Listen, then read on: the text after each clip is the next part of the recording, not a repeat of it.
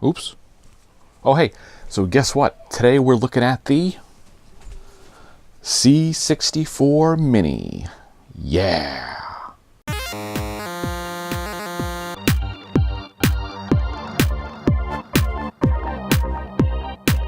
And here it is. It is the C64 Mini with 64 built-in games. This is the US, or I'm assuming the NTSC version. As you can see, still says the world's best-selling home computer reborn. You know, this project, honestly, more than any other, seems like just like a labor of love. It just seems like there's a little more, I don't know.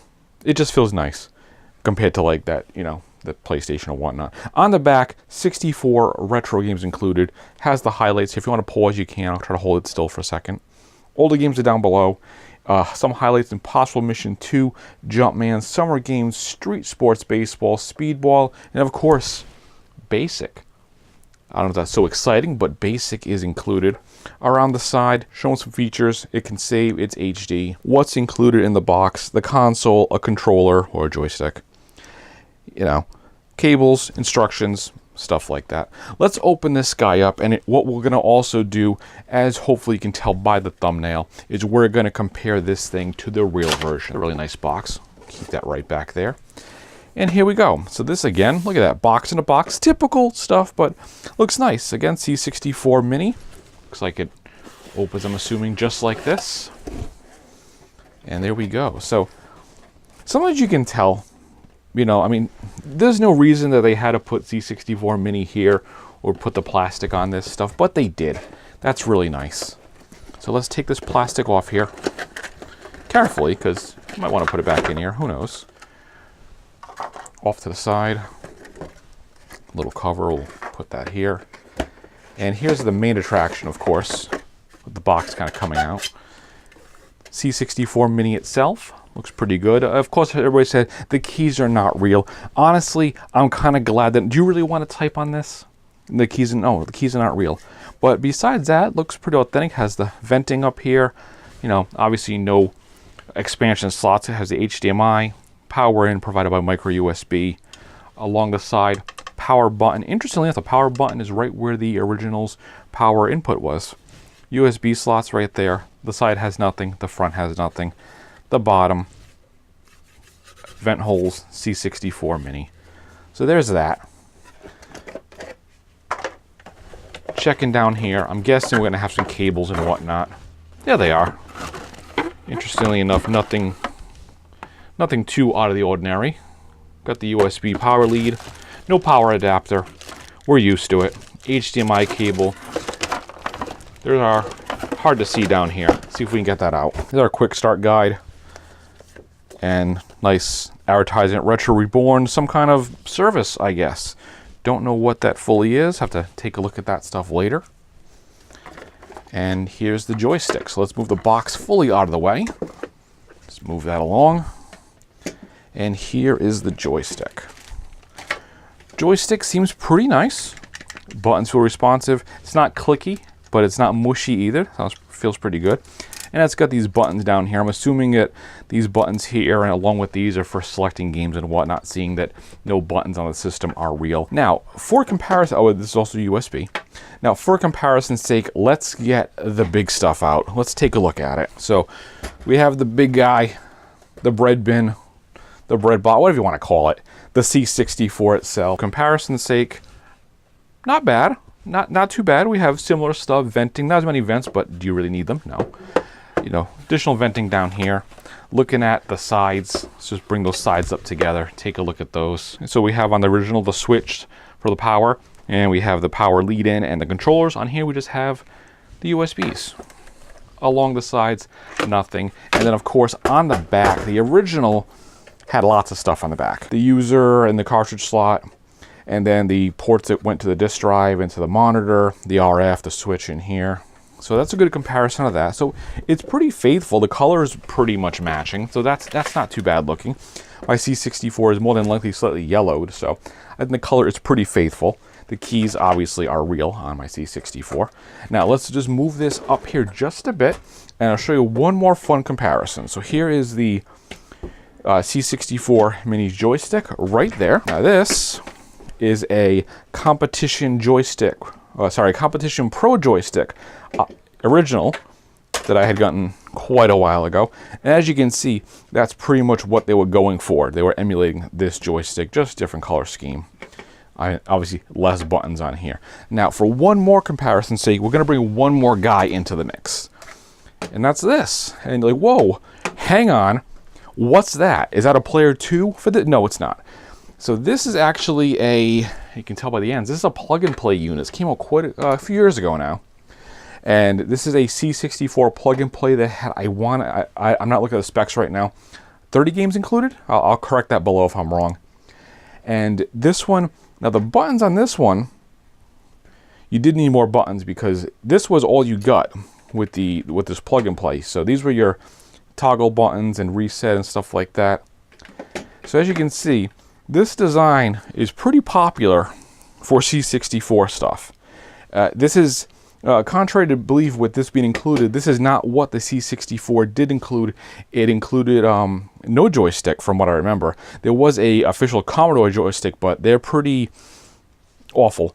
They kind of feel like Atari joysticks. They're all right. This was definitely the way to go, or some other different versions. But so that's the comparison's sake. So you have this original and plug and play.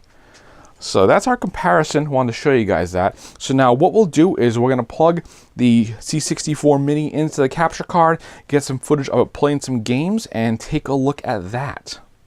Here we are at the boot up screen here for the C64 Mini. We're going to hit English, and we're right into the game list here. So, you know, looks good. So screenshot, box art, description, and information about the game. So, you know, by default it's on Alley Cat here, so showing the screenshots, the little synopsis, the author, composer, the year it came out, you know, many games going through here, quite a few. If we go down to the bottom here, I'm guessing this is some screen options, maybe audio options. We'll go into each one. Let's see what these are. Okay, so this is showing the different video modes. So we have Pixel Perfect, North American. You know what? Since it's on Pixel Perfect by default, you know, we'll leave it on Pixel Perfect. All right. Oh, this is our back to our language menu and other settings: USB keyboard, legal stuff, and factory reset. And so when I do the video, when I do modify this, I will plug a keyboard into it, since that seems to be the route to go. So that will be, of course, in the follow-up video to this one. This one is going to look at the basic, what's included. So let's give a try to... Oh, I'm not super big on all these C64 games. We're not going to do basic. Let's start at the beginning. Let's do whatever Anarchy is. And off we go. So, we got some graphics, we got music, looks pretty good. Alright, one player use joystick port A or B plus fire to begin. Okay. And it looks like I am this, I'm guessing this is a tank. Yep, okay. So I'm a tank, and can I shoot stuff? Okay. Makes sense to me. So I guess whatever I shoot turns for a little while into a block. And I don't know, so what's the goal here? Is the goal to reach the exit?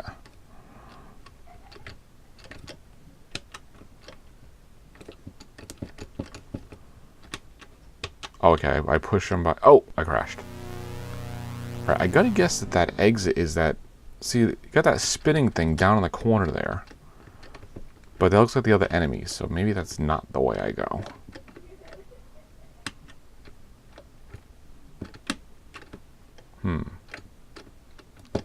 These blocks look different over here, but I can't do anything with them.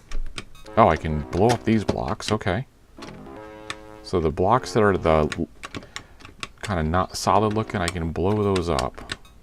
Oh, some of them anyway. Yeah, I'm a little lost. What am I doing here?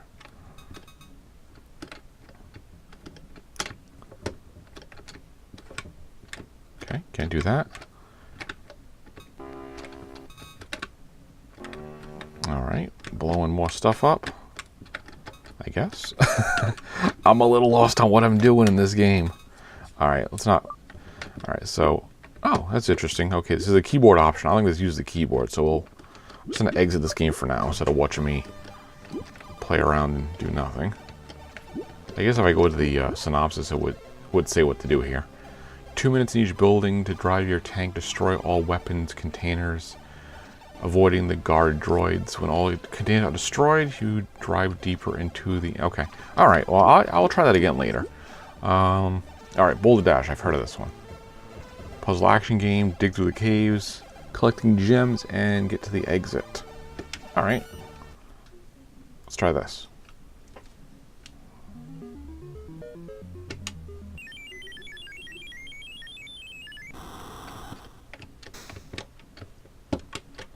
Alright, so kinda like Dig Dug? Is this a gem?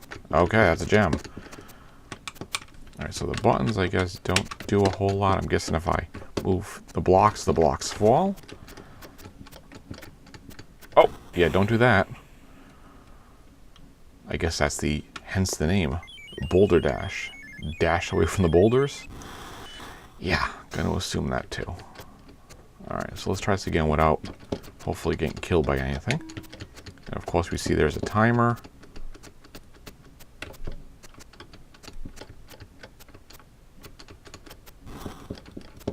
Alright, we'll grab this gem right here.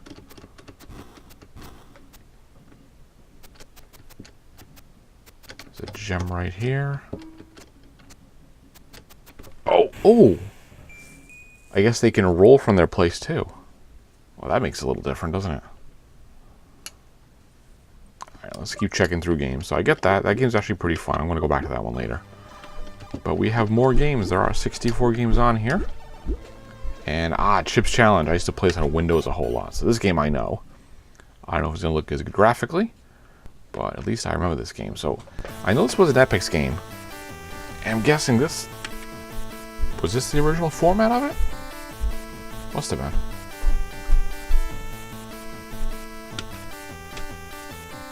Alright, got the story. Please enter the code. Press fire to begin. Oh, okay, this had a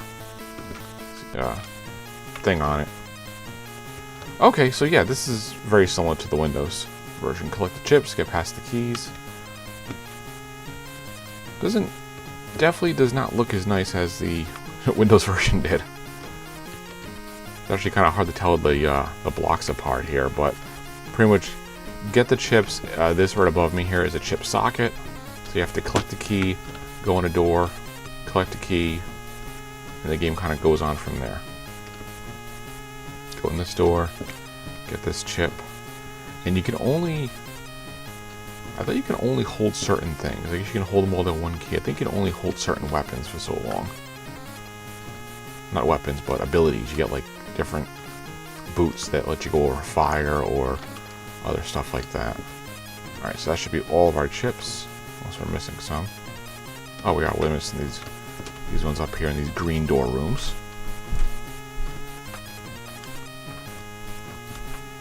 Yowzer! First try. Well, there's no enemies in that level, so yes, that's a little easier. Alright, so in this level, so I'm going to do just anybody familiar with this. This is a really fun game if you've never played it. So in this one, these red ones are dirt. It's hard to tell in here, but you push the dirt, it goes in there, you walk on to pack it down.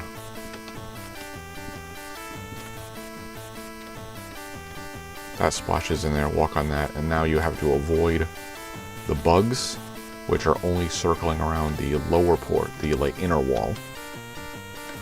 Our first enemy, and we're through. Alright, so that's the gist of it. That's Chips Challenge. So again, this is a really fun game. I think so far this is probably my favorite on here. Always love this game. Really, really great game. And I think that now how to tell, but those are flippers. So the flippers let you go in the water or walk on the water. Now I have the ice skates, so I can go in here and get the red boot, which I think is for fire. Yep. And then you get the magnet boots, or I think on Windows they were like suction cups, so you can walk on these strange floors. And that's it. Now we have to just find the exit. It's probably somewhere around these strange floors. And there it is. Alright, so now let's try one more game. So this last thing I'm going to try is Impossible Mission, which is a classic for the C64 and other 80s computers and game consoles. I actually played a lot of this game on the Atari 7800, which I didn't know. Stay a while. Stay forever. Figure let that voice play. I didn't know on the 7800 version that you could not actually beat the game because you couldn't find the last clue. So if anybody unfamiliar with it in this game, pretty much your job is to look for clues and not get killed by robots or that ball or any other obstacle.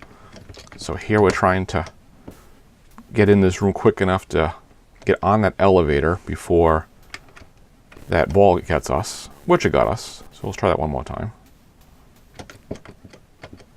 So there we go. So we go to here and we hold up and search under the desk. So that's pretty much the gist of this game, is looking through everything you can find. And some of the robots are static, like that one. See, I got a puzzle piece there. Here I think it's code for the computer. And the entire game pretty much is trying to find all of the puzzle pieces.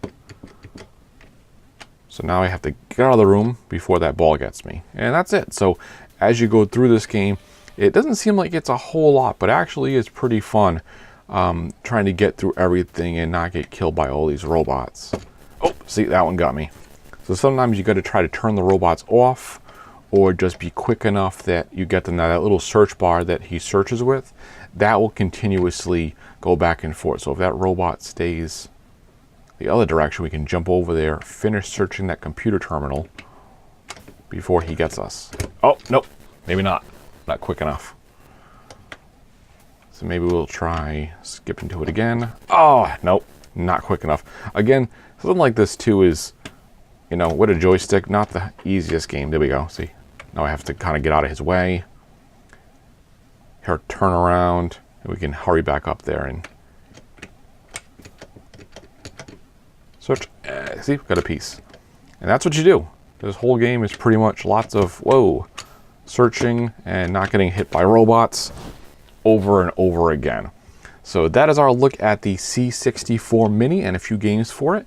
In the follow-up video for this, we're going to go ahead and upgrade the firmware to it, add more ROMs to it, and see what other kind of things we can do. I also want to try adding a keyboard to see how that plays.